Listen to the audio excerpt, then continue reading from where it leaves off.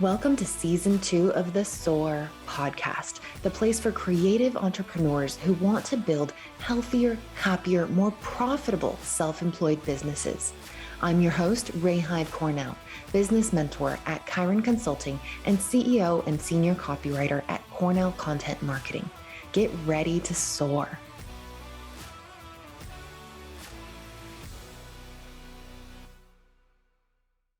Welcome to the SOAR podcast. On today's episode, we have Jeremy Miner. Jeremy, tell our listeners, what is it that you do? Well, Ray, thanks for having me on the show. I'm traveling this week. I'm at my lake house in Lake of the Ozarks, Missouri. If you've ever watched Netflix, right? That show with Jason Bateman, Ozark, that is where my lake home's at. So I came here for a couple of weeks for a little R&R, and I find myself working still all day long. So there you go. No R&R, as entrepreneurs do. So thanks for having me on your show. So my company, Seventh Level, we are a global sales training firm, and we train companies all the way from Fortune 100 clients, all the way down to SMB, all the way down to salespeople, coaches, consultants, contractors, business owners, really how to sell more of their products and services. Pretty much every industry at this point. We're in about 158 different industries. So a bunch of boring mumbo jumbo stuff. That's us. Not quite. I'm going to push back on that one hard, because this is where I think a lot of entrepreneurs, they get really icked out by the idea of selling. They don't want to, especially creative entrepreneurs, if they're selling creative services, they don't want to have to sell themselves. They don't want to feel like they've got to be salesy and persuasive and even manipulative. And yet your whole style, and this is one of the things that really attracted me to your skill set, is you have a background in psychology, and you take these psychology and human behavior principles into sales. So talk to me about that. What is your philosophy?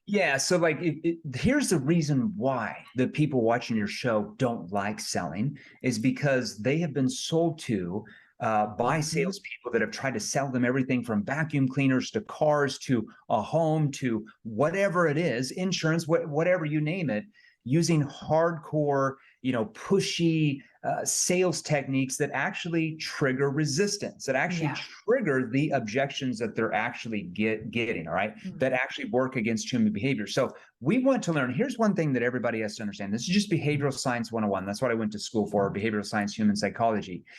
Anytime you're in any sales conversation, whether that's on the phone, whether that's on Zoom like we are, whether that's in person, it does not matter if you sell B2B or B2C. Your prospect is picking up on social cues from you. Subconsciously, we as a human being cannot help doing that. It's the way that our brains are wired. So your prospects in that first 7 to 12 seconds, are picking up on your verbal and nonverbal cues based off your tonality and what you are saying and asking that triggers their brain to react. This is scary in one of two ways. Now, if you come across on your calls really excited, like really enthusiastic, you come across aggressive, you come across nervous. Everybody knows what I mean by that. Like you have anxiety and you come across needy, you're going to, and you don't understand the right questions asked, you don't understand the right tone. It actually triggers your prospect to go into what's called fight or flight mode. Now, everybody's heard of fight or flight mode, but what we find is that most people don't understand what causes them to go in fight or flight mode. It's not them that's causing it. It's actually what you're saying. It's what you're not asking that's triggering them to go into fight or flight mode. It's kind of what's called I'll give you the non-scientific term. It's more of our reptilian part of our brain, a primitive part of our brain that back in the 10,000 years ago, 1 million years ago, whatever it was, when the first humans were put here on this planet, we were wired. I think God wired us somehow to hey, you need to protect yourself from these animals that are going to eat you. So you're picking up on their tonality or whatever these animals are doing that, hey, you might need to run the other way. So as a human being now, we're picking up from that from salespeople, all right? So if we come across in that way, it triggers your prospects to go into fight or flight mode where they try to get rid of you very quickly. So let's say you get on an inbound call and you start asking a couple of surface level questions and they say what? Hey, just get to the point. Like, I don't have time for your questions. Like, how much is it going to cost? That's because you triggered fight or flight mode, okay? Or if they're like, oh, hey, I know I booked a call, but I'm not interested. I don't have enough time. That's because you triggered fight or flight mode. Now, Mhm. once you learn how to work with human behavior, and I can give you guys some examples of that today, okay? Once you learn how to work with human behavior and you come across more neutral in that conversation, especially at the beginning, more unbiased, like you're not quite sure if you can even help yet. You don't even really know their situation, especially early in the call, okay? You come across more collective. You come across more detached. That's really the key there, detached. And you understand the right questions to ask. You understand the right tone, when to use your tone in different aspects. It actually triggers the prospect's brain to become curious enough where they actually want to engage. Okay, they actually want to open up to you because they feel they don't know what it is yet, but they feel that you might have something that could be important to them. So we have to learn as a salesperson or a business owner, if you're making sales calls, how to really detach yourself from the expectation of making the sale and instead focus on whether or not you can actually help them. Focus on what their problems are and Yeah, helping them that find problems that you problem can help, solution yeah, relationship. that you can help them solve. Now, do I mean when you get on a sales call that it's not your goal to make a sale? Well, hell no, I don't mean that. Of course I mean that. But you have to keep that to yourself. You have to keep that internal, because the moment your prospect picks up that you are only there to close them so you can make money is the moment they do what? Well, we all know they emotionally shut down. And even if they Yes. stay on the call, they give you 2 or 3 word answers to every question. And then at the end, what do they say? Oh, this is really good, but I need some time to think it over. I Yeah. need to talk with my spouse. I need to talk with my business partners. I need to, I don't make rash decisions. I need to keep doing more research. And it's because we're triggering them to stay surface level with us. So once you learn how to work with human behavior, your prospects will open up to you because they feel that you're there for them, not yourself. That's a Yes. big difference. And I would say that, I like that you pointed out that the goal is to sell the client. The goal is to make the sale, but I would say there's a conditional aspect to that. That's only the goal if your solution actually solves their problem. And Yeah. so you need to have that goal in the back of your mind, but the conditional piece, that's what needs to be at the forefront. And Yeah. it's really a matter of figuring that out. Honestly, figuring out, is what Yeah. they're struggling with And something I can help with. here's the thing, like people that book on your calendar or outbound leads who responded to information, more than likely you can help them solve their problems. I mean, we're talking like 99% of the time. It's gonna be very rare that they're just not the right prospect for what you're offering. And here's the thing, because if you don't learn how to communicate with that prospect, to help them find problems that they didn't even know they had, and how to communicate that you can actually solve those problems, and if they don't buy from you, well, you're not really doing them a service, because then their problems don't get solved. They stay in the status quo. They don't get where they want, and nothing ever changes for them. Now, Yeah. that's not their responsibility. That is your responsibility as a sales professional or business owner to learn how to effectively communicate, where they actually see what their real problems are that they didn't even know they had before they started talking to you, and the consequences if they don't do anything about solving those. So they feel that it's far less risky for them to get the funds together to purchase what you're offering than it is for them to do nothing at all, stay in the status quo, and the problem stays the same. Like, which is more risky? Your communication skills will determine where they go in their mind, and that's up to who? That's up to us as salespeople. Yeah. So before we get into the right things to do on the call to get them into that more receptive mode, what are some of the most common things that you see people doing on their sales calls that trigger this fight or flight response from potential clients? Yeah, one of the biggest myths out there, for the love of all things holy, when I hear this from sales trainers, I'm like, you haven't probably sold anything for 30 or 40 years. Prospects' buying behaviors have massively changed, even in the last few years. So the more enthusiastic you come across to them, especially early in a conversation, the more it triggers them to be nervous and have anxiety, because they feel like you're just trying to sell them something. Listen, if you are still thinking and really believing in your mind that if you come across really excited, that somehow your prospect's going to be excited, it goes against everything that behavioral science and the data show us. Nothing could be further from the truth. The more excited you act about what you sell, especially in the beginning, the more it turns off the average day prospect. Think about it. When you go buy a car and the salesperson comes out and is really, really excited to sell you something, how do you typically react? Whoa, back off, buddy. Back off.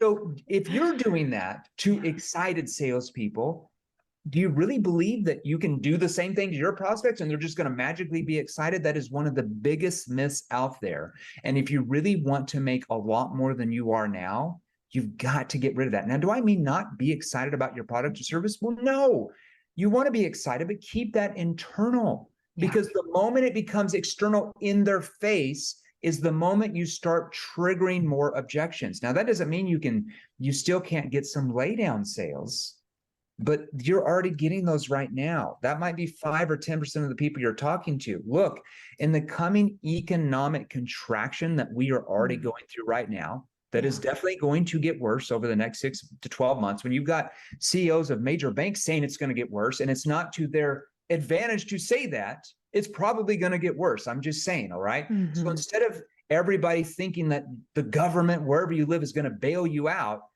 why don't we learn skills where we take control of that ourselves, right? So we have to learn how to get that prospect to want to open up. So we call that the ABDs of selling, because everybody's heard, right? You've heard this too. Oh, you got to follow the ABCs of closing. Always be closing. Yeah. Well, oh my God. You can do that if you want to just remain at the same income you're at now. And make everybody hate you in the process. There's no way you're going to double, triple, quadruple what you're doing now. I'm just telling you, it just works against human behavior when they feel you're just trying to close them. You want to follow what we call the ABDs of selling. That's always be disarming. Now, I don't mean cut off people's arms. I mean, disarming means getting them to let their guard down where they feel comfortable to open up to you and go below the surface. Because if you can't get them to go below the surface, you already know what's going to happen at the end of that conversation. I want to think it over. I need to keep looking around. I need to get more quotes. And magically, most of those people never buy. It's because you couldn't get them to go below the surface. So when we are disarming the prospect by using what we call neutral languaging instead of being overly assumptive, it triggers them to look at us as more of the expert, more of the authority, the trusted authority, who they feel understands their unique situation the most. And when your prospects feel that you understand their unique situation the most, who do you think they're going to buy from every time? They will always buy from you, even if you charge more than your competition, because they feel you understand their unique situation. And because of that, they feel like you can get them the best result, period, every single time, 100%. You with me? Absolutely. I think that piece of they want to feel understood, they want to feel heard, they want to feel like someone gets it. That is so important, because so many people think, oh, my business is so unique. Nobody can copyright for me. Nobody can design for me. Nobody can manage our marketing for us. We're just too different. And so finding someone to be able to do that, it's just a pipe dream. I'm going to go on this call, but I don't think this person can actually help me. They want to feel heard and understood. And so I want to dig more into these disarming, I don't want to say tricks, but we'll say skills. We're going to take a super short commercial break and we'll be right back. Perfect. Hey, this is Ray. When I started my freelance career way back in 2007, I wish I had access to a library of lessons I could go to whenever I hit one of those oh shit moments in my business. Now, after building 2 businesses of my own and helping hundreds of business owners create healthier, happier, more profitable businesses, I've created that library of burnout blocking tools that I wish I had back in the day. The Chiron Academy is your training ground to hone your skills and strengthen your business one area at a time. Inside, you'll get access to all of my courses, workshops, and business building events for one low monthly price. Rather than buying each workshop for $47 and each course for $297 or more, you get access to everything for just $47 a month. You can take all the workshops you want whenever you want, and with each one, you'll see your business leap forward. Save time, save money, save yourself the stress, and soar. I'll see you inside the Chiron Academy. Learn more at chironconsulting.us/academy. We are back with Jeremy Miner. So, Jeremy, talk to me about these disarming skills. How does someone show their prospect that they understand them, that they get them, and disarm these probably years of built up layers of defenses against being sold to? Well, let me give you an example. So I'll try to give you like an industry specific example from maybe somebody that's listening here. I think you said you've got a lot of different people who listen to the show, small business owners, solopreneurs, social media people. Let's say that you're a marketing agency. Do you have any people that might own marketing agencies on here, like copywriters or anything like that? I'm going to throw some. Yeah. Oh, yeah. Okay, so let's say that you're a marketing agency and you go into small companies. Let's say they could be an influencer, they could be just a regular brick and mortar store, and your marketing helps them brand their business and get them a higher quality lead so they can scale. So let's say your prospects' problems are usually they can't scale their business because they have no brand and they don't have the right marketing. So when you get on a call, let's say you have an inbound lead. I'm just throwing something out there, right? Let's say you have an inbound lead, you're meeting them on Zoom or in person, it doesn't really matter. Instead of getting on there and be like, hey, Ray, how's it going today? I'm so excited for you to be on here. How are you doing today? How's your day? See, your prospects know that you are genuinely not interested in how their damn day is going. Am I right? When salespeople ask you that, you're like, oh, come on. Like they really want to hear me talk about my day for 20 minutes. Especially nowadays with marathon Zoom calls and everyone's asking that every 5 minutes. And how's your day? How's the weather down in Dallas? Like, look, your prospect knows that what you're trying to do. So you're automatically triggering resistance from asking questions. And here's why. Why is that? Like, why not ask them how their day's going? Well, you can, but you just sound like every salesperson that's ever tried to sell them something. And do you want to be in the same camp in their mind in the first 30 seconds where they view you like everybody else who they just kind of push off to the side and commoditize? I wouldn't want to be in that camp. All right. Now, you can't come on there and just hop into your presentation. That wouldn't make any sense either. So when you get on there, let's say it's an inbound call. Let's say, I'll give you an industry specific example. We train a lot of marketing agencies too, so I'm very familiar with that space. But let's say you get on the call and you get on there. Okay, so hey, Ray, thanks for being on here with me. All right, so looking at my notes, it looks like you had booked on the calendar about looking at getting possible outside help to really grow your brand and marketing so you can scale the company, right? And you know what they're going to be like? Right. Yeah. See, you're getting them to say yes. Here's the reason why you're here. Okay. Now, I'm not going to go into some stupid pitch after that because that's obviously not going to work. So then I want to set what's called a frame where they know at the end of the call, there could be a possibility of working together, but you don't want to do it in a way that's pushy or pressury. Because a lot of people get on there like, okay, now we're going to go through some things. I'm going to show you how we can help. I'm going to ask you a few questions about your business. I'm going to show you how we can help solve your problems. And then at the end, you can decide if it's a good fit for you, and we can decide if you're a good fit for us. Is that okay? That does not work. That's old school. And it's not like your prospect really believes that at the end of the call, it's like, wow, I'm so excited. Here's my credit card I want to pay. Nope, sorry, you're not a good fit for our business. Like they all know that you're not going to turn away their money. So stop saying it. It makes you sound stupid. It makes you sound like just another salesperson and you don't want to be in there. Okay. But you still want to set a frame. So here's how you relanguage it. All right. So I would say the first part of this call, it's pretty basic. It's really more for us to find out kind of, what you've been doing to really brand the business in the past and market the business, and kind of the results you've gotten from that, compared to where you're wanting to be. So we can kind of see what that gap looks like, to make sure we could actually help. And then, towards the end of the call, if you feel that it might be what you're looking for, we can talk about possible next steps. Would that help you? Nope, it would not help me to talk about possible next steps. Now, what did I do there? I did a couple of things there, and I'm gonna turn off my Wi-Fi here on my phone because it's coming up on my computer and people are calling. I did a couple things there. There's every questions that we teach, there is a psychological reason behind it. It's not just to take up time, okay? Because that doesn't help you. So when I say the first part of this call, it's pretty basic. Why do I say that? Because I want to downplay it. I don't say the first part of this call is going to be really exciting because I'm going to ask you some questions about your business. That sounds dumb. So I want to downplay it, because typically when you downplay things, what does your prospect do? They relax. They upplay it and they relax. Yeah. Okay. The first part of this call, it's pretty basic. It's really more for us. See, I say us, not me. Us means I'm collaborating with them. It's us. You're Me, on their me, side. me. I'm on see how I'm already putting myself on their side. It's because if I said it's really more for me, that's me focused. You don't want to be me focused, right? You want to be your us versus. focused. Yes, you don't want to be us, me versus you. You want to be us collaborating. See these little tweaks here mean the difference between them opening up and going below the surface and you making the sale and helping them, or them shutting off emotionally and then not buying. It's a massive difference. All these little things I'm showing you guys. Really more for us to find out more about kind of what you're doing. See, look at my hand signals. There's a reason why I'm doing hand signals on Zoom. If I'm on Zoom. Now, if I'm on the phone, I'm still going to do hand signals because it affects how my tonality comes out. If I just sit here like this, my tone's going to sound stiff. But if I'm moving around, it sounds natural.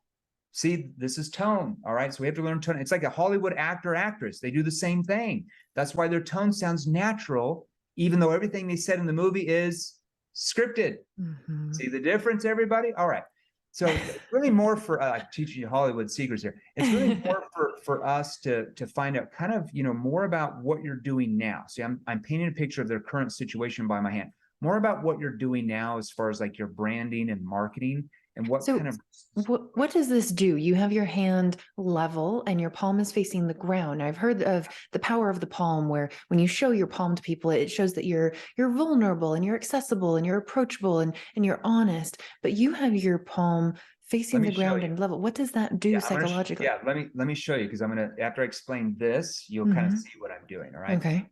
So it's more for us to find out kind of more about what you're doing now, because I want to paint a picture of like what they're doing now is like down here. And then up here is more where they want to be. So I'll show you how I do this, okay? Because we're creating a gap in their mind before we even really ask them any questions. Right? I see. If there's no gap from where they are compared to where they want to be, there's no sale. Okay. So I'm starting psychologically in their mind. This is for any industry. It doesn't matter. We teach this in every industry we train in. Really more for us to find out kind of more about, what you're doing now for branding, marketing, kind of what results you're getting from that, compared to where you're wanting to scale the company. To see what that gap looks like, just to see if we can actually help. And then towards the end of the call, if you feel that it might be what you're looking for. Now, why would I say might be? I was wondering about that. It sounds to me like, I don't like the words might, maybe, could, ought to, because it seems wishy-washy, but there has to be a reason behind it. Why There's the word a big might? psychological reason, because if I said it this way, and towards the end of the call, if this is a good fit for you, see, every salesperson says, if this is a good fit, when you say the same words that every salesperson says, their brain immediately goes to that range and they just view you as a salesperson. You have to use neutral languaging in the beginning of the call. Now, towards the end of the call, I'm not going to say might be. I'm not going to say that. But in the beginning, if I'm a something, and towards the end of the call, if you're excited as we are, we can show you how to get started. Well, that's in the first 30 seconds. The prospect has built zero trust. You have zero credibility with them. You're going to trigger sales resistance in a lot of people. Our job is to first get them to let their guard down. So if I say, and towards the end of the call, if you feel, so I'm saying if you feel that that it might be what you're looking for, we can talk about possible next steps. Next steps. See how I'm neutralizing? Nothing concrete. That? Yes. You're not locking them in. Yeah, because if they feel you're locking them in, they do what? They emotionally shut down. Yeah. So that's why I say might be in the beginning. Now, I'm not going to say might be towards the end. Like, we might be able to help you when I'm closing them. That doesn't make any sense. But in the first 30 seconds, it does, because my job is to get them to let their guard down. And if I admit that we might not even be able to help them, that triggers them to trust us more, because they don't feel like we're just trying to shove our solution down their throat like all the other salespeople do that try to sell them every day. See the difference? Very non-committal. Well, I'm neutral. Yes. Until I find out more about their situation and where they're wanting to go, I'm not sure how we can help them yet because I don't know enough about their situation. It's like if you go into a doctor's office and they just prescribe you something because you say you have some pain, you're not really going to trust that doctor's opinion, right? Yeah. You need a diagnosis first. And that's what we're doing is we're helping them and us diagnose what their real problems are, because most of your prospects, when you first get on with them, I hate to tell everybody, they don't know what their real problems are. Just like Steve Yes. Jobs says, most people don't know what their problems are. Now, they might have an idea of a problem, but they don't know how bad the problem really is. Or maybe they don't understand the consequences of what will happen if they don't do anything about solving that problem. You see the difference? Yep, absolutely. And so you go from this, you set the stage in a very non-committal, neutral, I don't want to say collaborative. non-committal. Okay. Not non-committal is probably, I would say, suggest not the right word, because it's not like I'm not committing to them. I just don't know enough about their situation to know how we can help them yet. So I don't want to come across non-committal, like, oh, I don't even know if we can do anything for you. That's kind of non-committal. But, towards the end of the call, if you feel that it might be what you're looking for, we can talk about, possible next steps. Would that help you? And When I say non-committal, yeah, I mean more on their behalf. So they don't have to commit. So you're setting the stage for them to not have to feel locked in and like they're going to be high pressure. There's two things. I'm setting the stage where they don't feel like I'm going to force them at the end. Yes. But my questioning after that is going to psychologically get them to tell themselves why they have to purchase from me now. My questioning after I get them to open up and go below the surface is going to allow them to persuade themselves, not get to the end and be like, well, if you're interested, I guess get back to me, because that's not going to make you any safer either, right? There's a major difference in what we're talking about for sure. Absolutely. Yeah. So after they describe for you their problem and you describe the ways that you could help them, how do you make that shift? What does the transition look like from having that neutral ground to switching over to maybe showing some enthusiasm for the services that you provide and how excited you are about what you do? Tell me what in your mind, what enthusiasm means, because that could mean something different to us compared to what you mean by enthusiastic. Yeah, good point. So when I'm having a sales call, there's usually a point where I tend to focus completely on my client and I'm saying, okay, so tell me about this. And I'm asking them questions, and I could treat it very much like a content interview where I'm just trying to learn and figure out what the problem is. And then inevitably they always say, okay, so, tell me about what you do, or I'll kind of, lead us there, but I will explain what I do, how I got into this industry, my particular philosophy on content marketing. And that's when I start to get all enthusiastic. I get passionate about what it is I do in my particular strong opinions on the way marketing should be done. And that tends to go over very well with prospects because they see my excitement for my skill set, and they expect that if I'm getting excited about just talking about these things, they matter to me. I care. And so I'm not going to take on their project in this kind of complacent, just like blah attitude. Well, you don't want to be blah. So when I say neutral, it's not mean that you're down here, but you also don't want to be way up here, right? There's got to be a balance. We're not talking about being negative. Neutral doesn't mean being negative, everybody. I want to make sure everybody understands that. But it also does not mean that you're throw through the roof like some excited salesperson that's ready to just to make money. So there's a little bit of a difference, what I would say, between enthusiasm with helping them solve their problems compared to enthusiasm about your product and services. That's a completely different conversation, right? Yes. Okay. Yes. You have to, so to answer your question, what we train is my methodology that I developed from my background in behavioral science and human psychology. It's called Neuro-Emotional Persuasion Questioning. It stands for NEPQ, Neuro-Emotional Persuasion Questioning.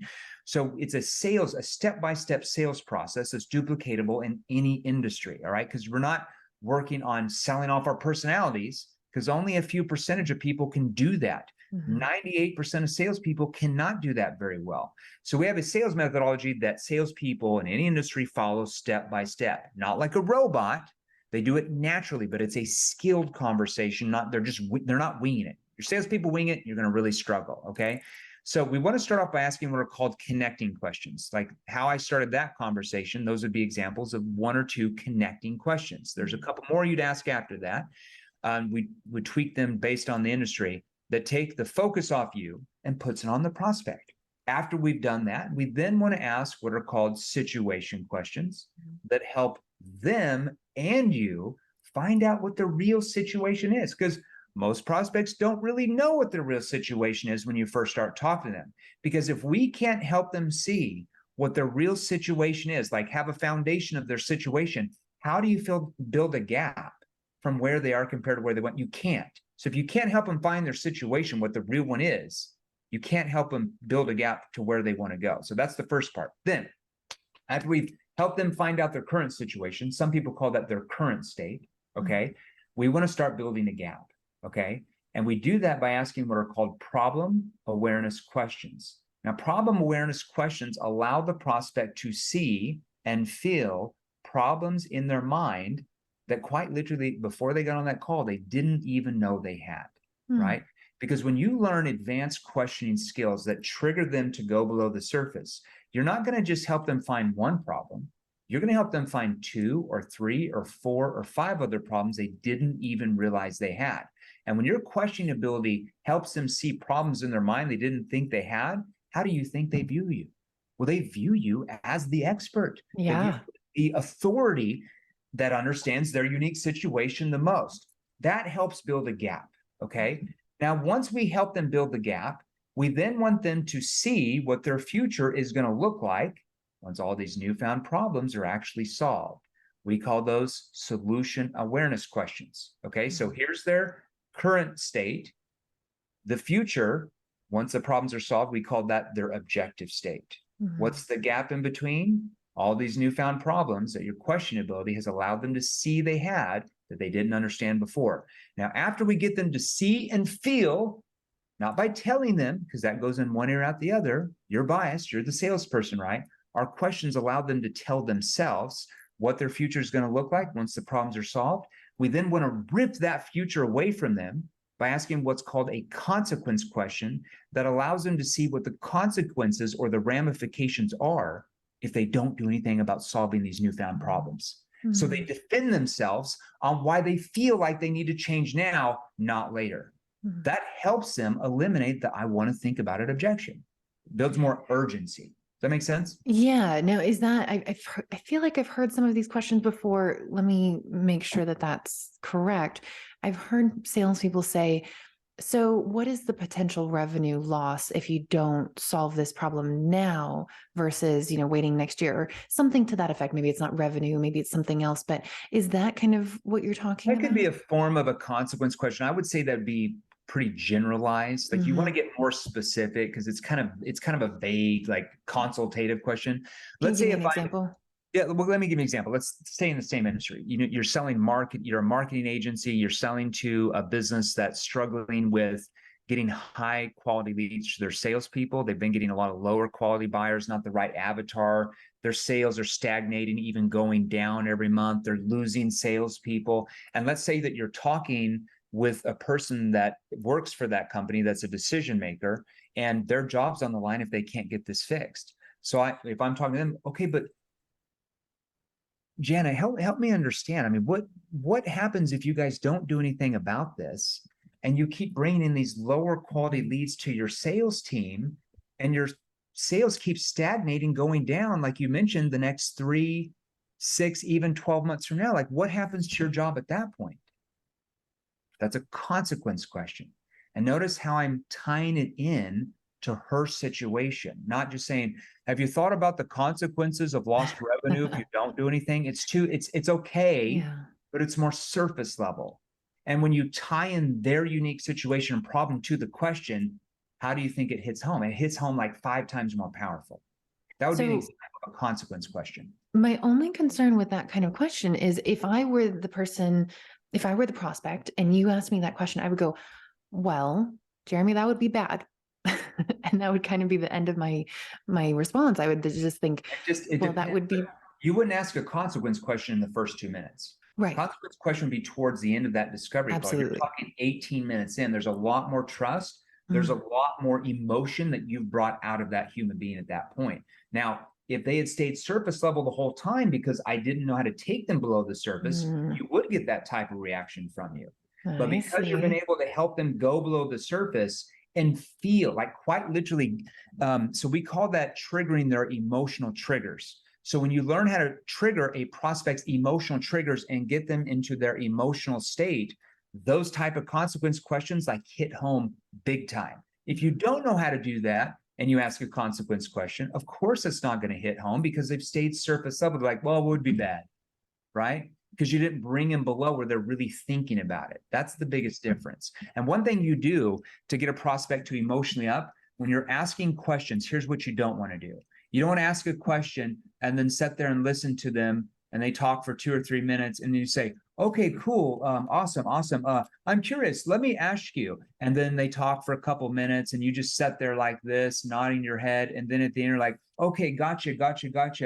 Let me ask you, because then it sounds scripted. Yeah. It sounds like you're an FBI guy interrogating somebody and You're people filling in a form. surface level. But if you change it to this, if I ask a question and I sit there and I nod and I do what are called verbal cues. Here's what a verbal cue is. Let's say that you're talking, blah, blah, blah, and I'm sitting here like, uh-huh.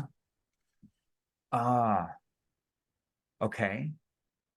Right.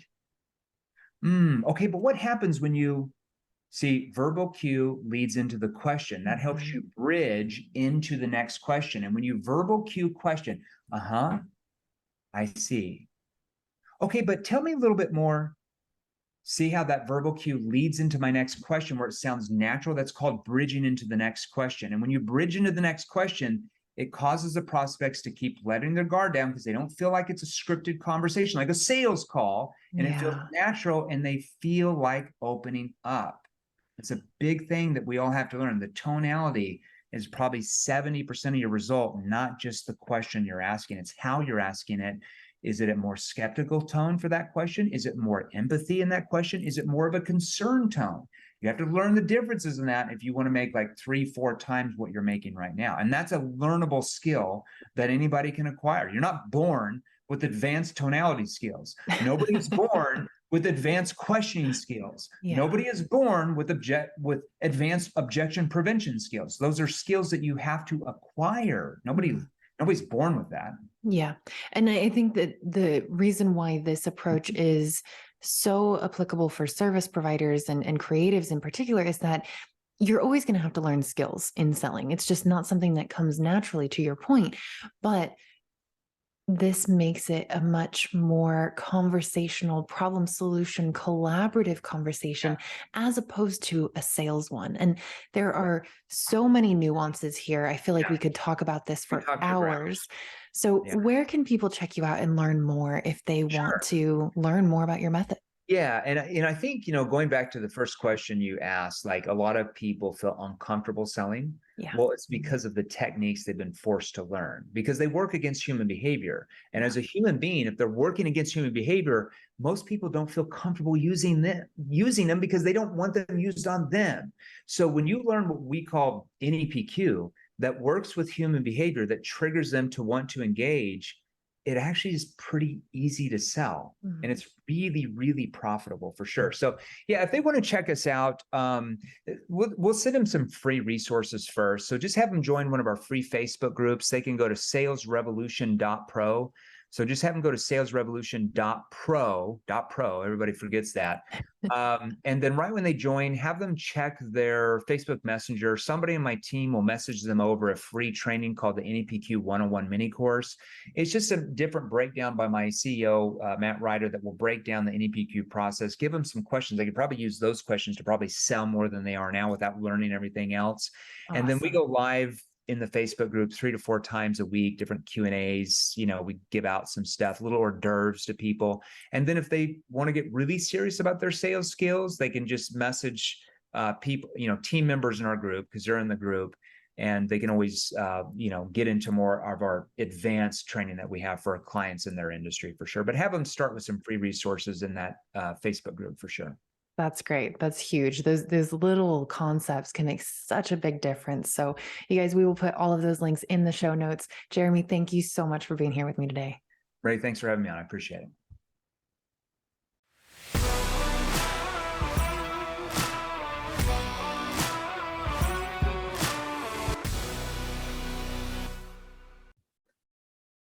Hey, Ray here again. Thanks for listening. If you liked this episode, please subscribe and rate us in your favorite podcasting platform. Want to be a guest on the show or know someone who has an amazing story of entrepreneurship? Apply on our website at chironconsulting.us/podcast.